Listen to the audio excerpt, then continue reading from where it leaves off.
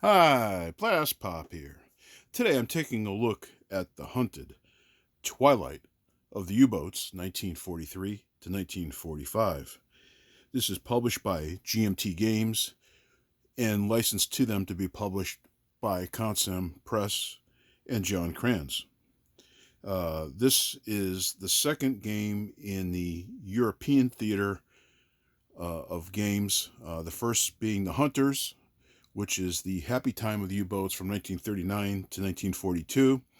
And this is the Hunted, where the tide changes and the U-Boats are having to be more careful and circumspect on how they attack Allied shipping.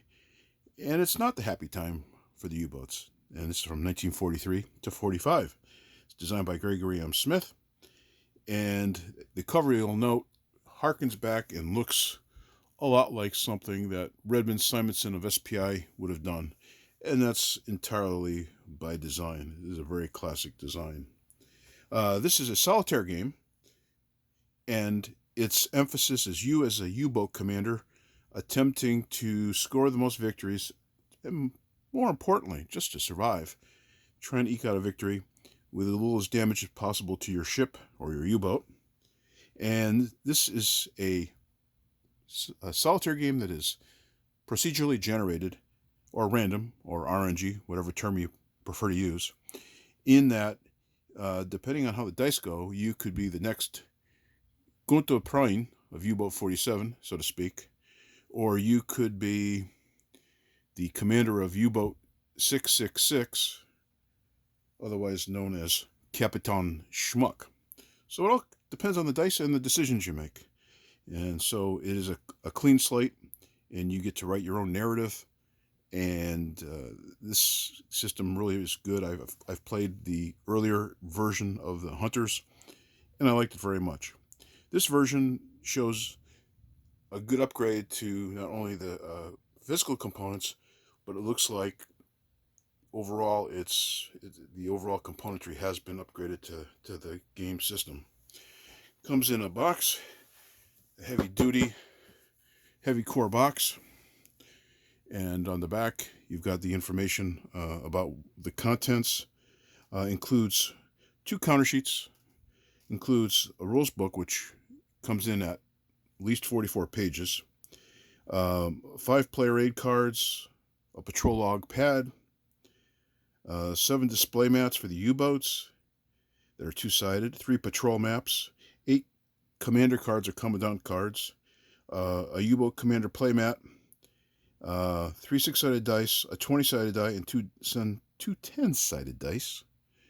And the areas that you can fight in, depending on your assignments, are the Arctic, the Atlantic, Australia, Brazilian coast, British Isles, Caribbean, Indian Ocean, Invasion, Atlantic, Mediterranean, North America, Norway, and West African coast. And so this is a game where you can play a series of scenarios that are randomly generated, so to speak, and strung together into a campaign. The rule book that I mentioned earlier, we have here, it comes in at the 44 pages. On the back includes a nice index. Hopefully makes your life easier trying to find what it is that you're looking up.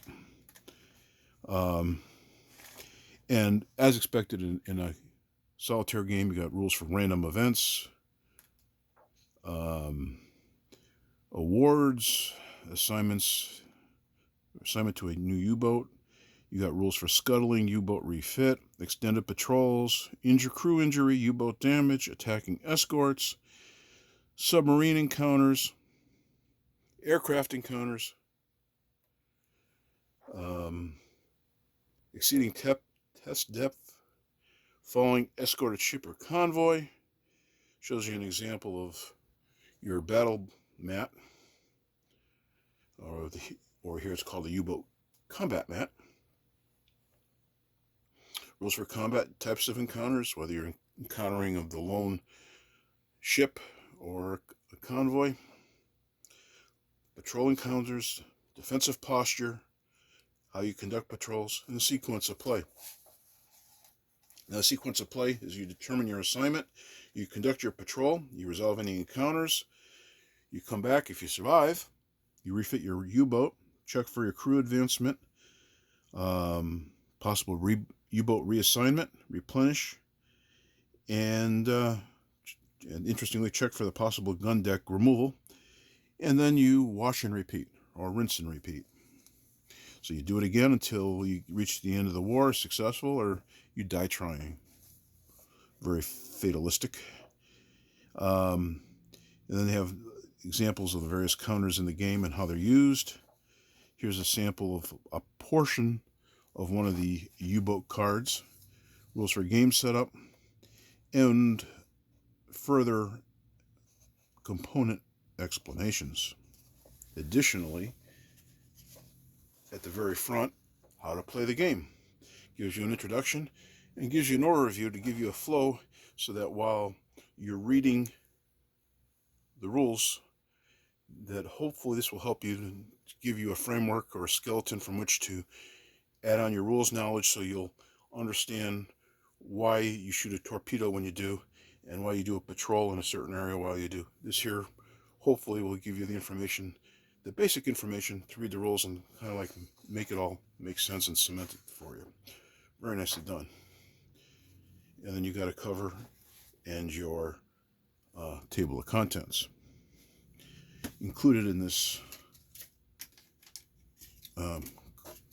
holder is a commander's deck of 8 cards, various historical U-boat commanders, what they did, how they did it, their fate, and on the back, what they do and how that is reflected in the game.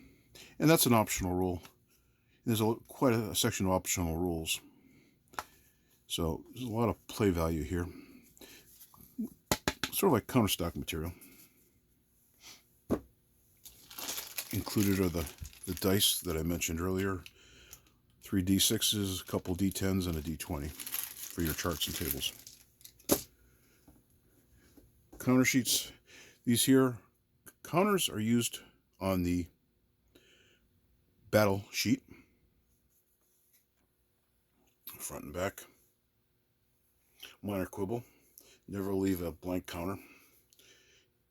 Give the player something extra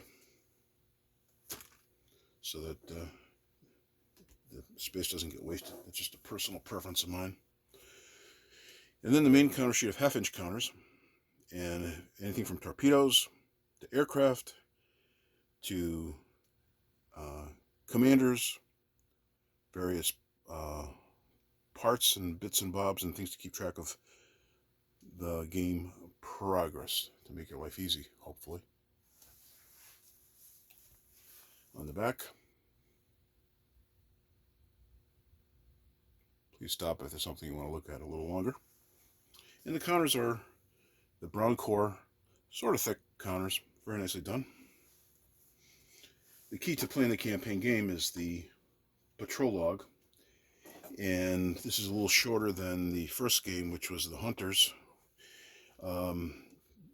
Each column, or each row on the column, is 1 month. Basically, what you've done. Fill out the information specific to you. Things about rank, tonnage, notes, so that at certain times in the war, certain effects come into play. They're double printed, double-sided, and have a little hint of blue on it. Very soft and comfortable to look at on the eyes. Very nicely done. And a reasonable quantity. You can always photocopy them if needed. Also included is the combat mat, along with the rules for some fighting to give you the information you need to proceed without maybe referencing the rulebook quite so much. And that's one-sided.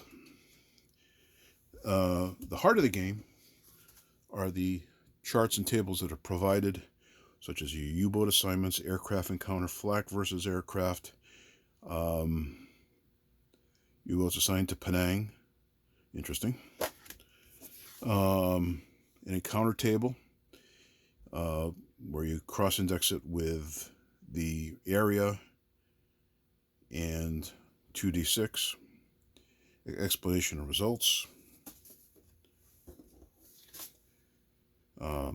Additionally, we've got U-boat torpedo, deck gun fire chart, escort detection, escort air attack, escort special attack, aircraft special attack, FIDO homing torpedo chart, random events, variability, escort quality, evasive maneuvers, resupply at sea, U-boat damage results, crew injury charts,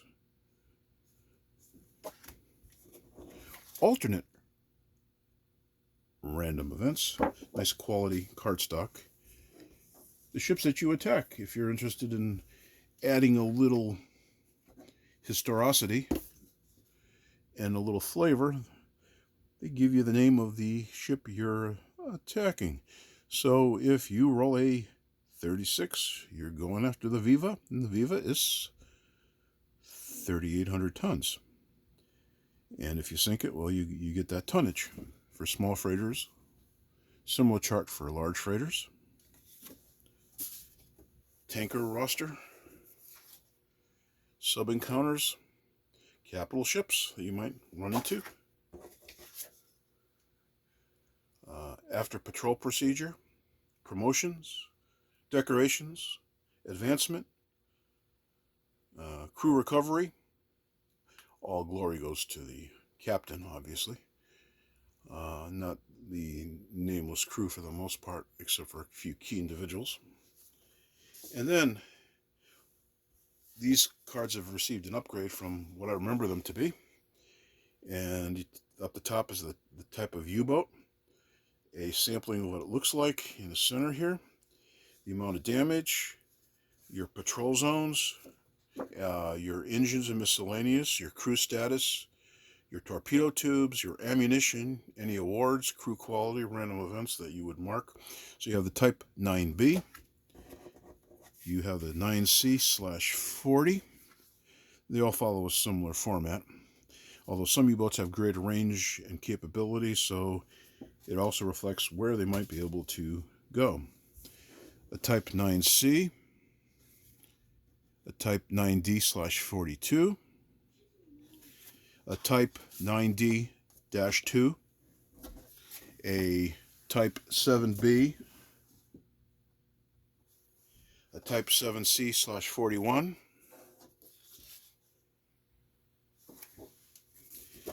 a flak Type 7C, trying to mitigate the influence of Allied air power, a Type C7C,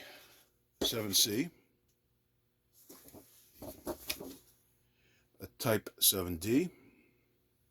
Again, if you want to stop, but these exhibit a lot of similarities.